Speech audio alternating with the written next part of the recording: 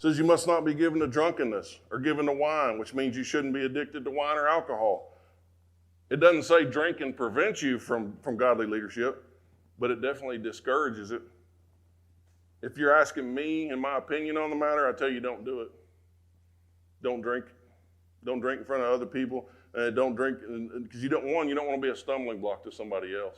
And that's how it happens. It does damage your witness. That's why I don't drink, because I believe it damages my witness. Because you never know what somebody's struggling with.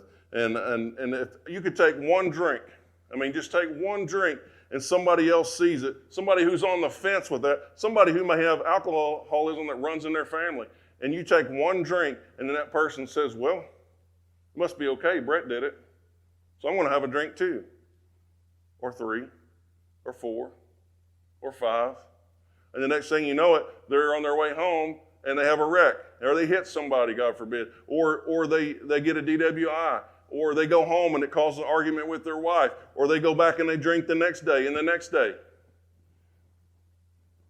All started with one drink that you had.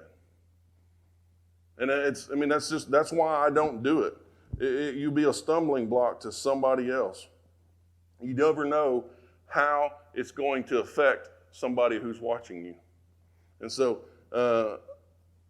I'm going to go ahead a step further. I'm going to tell you this. If you feel guilty about it, if you feel convicted about it, if you feel like that you shouldn't be doing it, then let me tell you what, you shouldn't be doing it. I don't care what it is. If you feel convicted about it, if you don't want nobody else to know that you're doing it, you don't want nobody to see you, then you should not be doing it. That's with anything.